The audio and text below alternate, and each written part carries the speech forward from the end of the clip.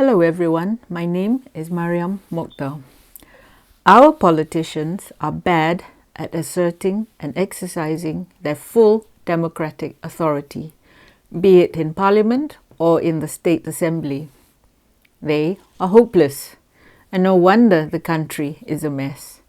In 2009, the Perak politicians failed to nominate the right man to be the Menteri Besar for Perak. In 2018, they failed to decide who to be Prime Minister for Putrajaya. And again in Perak in 2018, the politicians failed to choose the Menteri Besar for Perak. In 2020, after the Sheraton move, the politicians were again undecided and the choice was made for them. Last week, the politicians could not decide who to be Johore Menteri Besar. All these choices were terrible. You know what? If only they had asked the rakyat, we could have told them the best person for the job. Why? Because we have no vested interests. There is no conflict of interest and we have nothing to lose, have we? So let's go back to the beginning and talk about the story of Malaysia. Malaysia is a man-made catastrophe, with the plight of the Malaysian people having all the ingredients of a great Shakespearean tragedy. There is the tragic hero, the waste, good versus evil, revenge, the internal and external conflicts, the superstitious element, and the lack of poetic justice. In Malaysia, a teenage schoolgirl lodges a police report that her teacher had joked about rape. Did her school, the head, the teachers or the ministers support her? No. Her peers and those in authority turned against her. Have we already forgotten about MACC's Azam Baki, the Malaysian Anti-Corruption Commission's head? Are we not bothered about deaths in custody unless it concerns our loved ones?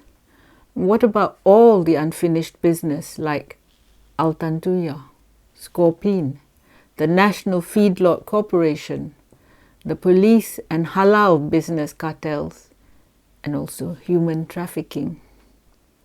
These are some of the major issues. With the trial held overseas, we learned more about Joe Low's dirty deals in 1MDB than we did when our own authorities led their supposedly thorough investigation. What's the point of putting Jakim under the purview of the sultans? In future, when we criticize Jakim, we will be seen as attacking royalty.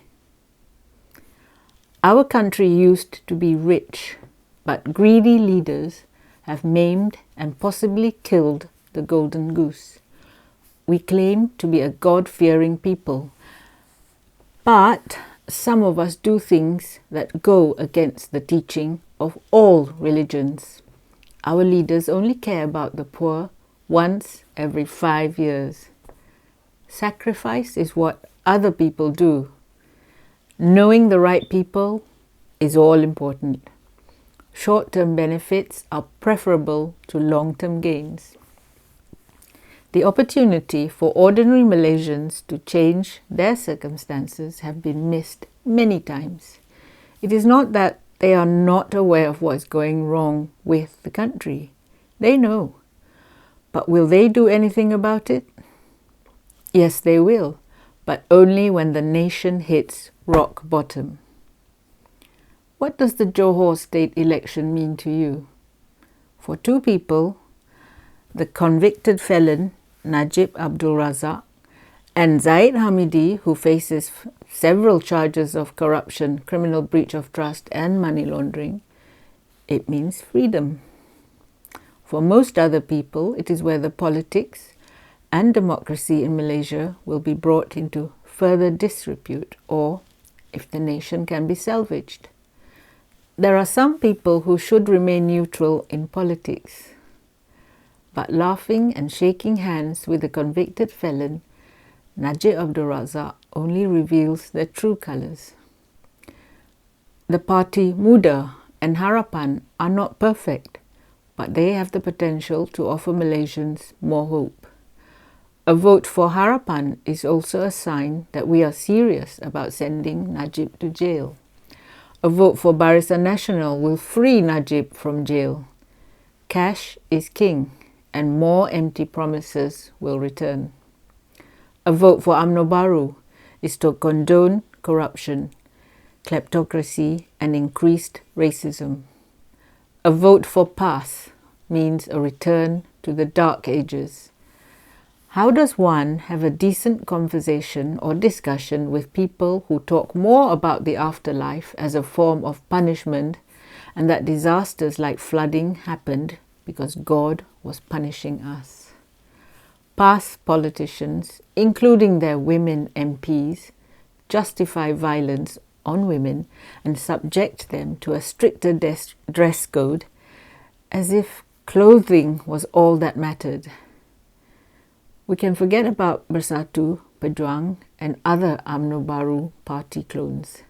They represent opportunists, traitors, and treachery. Dr. Mahathir Mohamad of Pejuang is still dreaming of a Malay-only party. He refuses to leap into the 21st century, and he would prefer to live in a divided past. We have become too complacent, with many of us leading relatively comfortable lives. Over 6 decades of brainwashing has made us believe that only the party knows what's best for us. Many Malaysians do not believe in rocking the boat. The majority of the middle class probably once fed off the devil's hand. They may claim to be ashamed of their actions, but they have found it too difficult to stop. These people are the civil servants who took orders from senior politicians to break the law or to perform more mundane things like carry suitcases stashed with money, cash, to foreign countries. They ate with the devil, and after that they shook hands with him. They are aware of the downward slide of the country, but at the back of their minds is the risk of losing their pension or of being exposed and shamed by society. Why would they give up their special privileges, which have sustained them, their children, and also their families? These are the people who think that if they are unable to outdo their rivals, then their next best option is to cooperate and join forces with them, and possibly gain an advantage. In Sabah, Malacca, Sarawak, and Johore, we failed to tell our leaders that enough is enough. If the politicians and the VVIPs think that this is the end of the matter, then they are wrong. This is just the beginning, because the Rakyat is deeply disturbed. There is a need to get rid of the old order, the hangers-on, the dead wood, and the people of entitlement who think that the world owes them a living. What happened in Johore will be the final nail in the Malaysian coffin. The corrupt may think they are all the more powerful, but it will soon be payback time for them. The Johore state elections has wider implications for the rest of Malaysia.